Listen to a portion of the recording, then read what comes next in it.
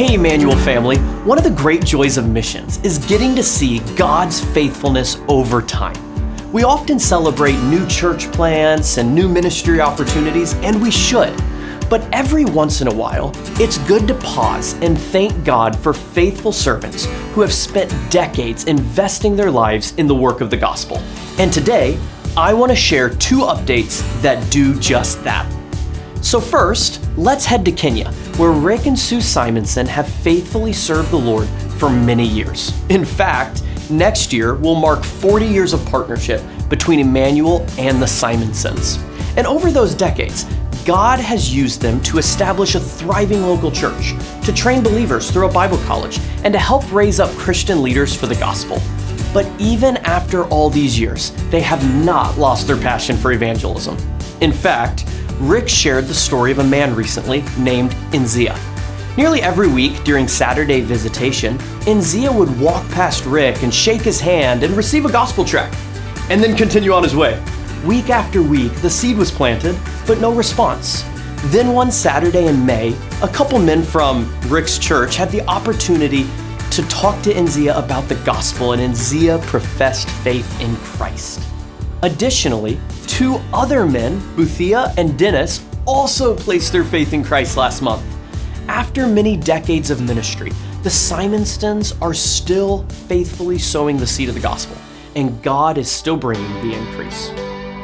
Next, let's travel to Chihuahua, Mexico, where Les and Donna Garner are celebrating an incredible milestone in ministry. Les and Donna began serving in Mexico in 1971, and Emmanuel has been privileged to support them for 49 of their 55 years on the field. As Les recently reflected on their ministry, he shared some remarkable highlights of God's grace that I want to share with you. 4 generations of families have been discipled in Chihuahua. 18 churches across 3 states have either been planted directly by their ministry or through pastors they helped to mentor. They've raised or impacted 15 pastors who remain faithfully serving today. Church buildings have been constructed, a youth camp has been established in the mountains, countless young people have heard the gospel through VBS, youth camps, and revival meetings. And one of the most encouraging testimonies is that the believers they discipled have developed a heart for missions themselves. In fact, the church in Chihuahua has given far more towards missions over the years than the total cost of the buildings where they worship. What a testimony to the multiplying power of the gospel.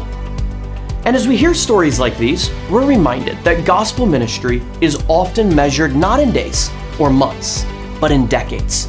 And whether it's Rick and Sue faithfully sharing the gospel in Kenya, or Les and Donna investing their lives in Mexico, God continues to use faithful servants to build His church.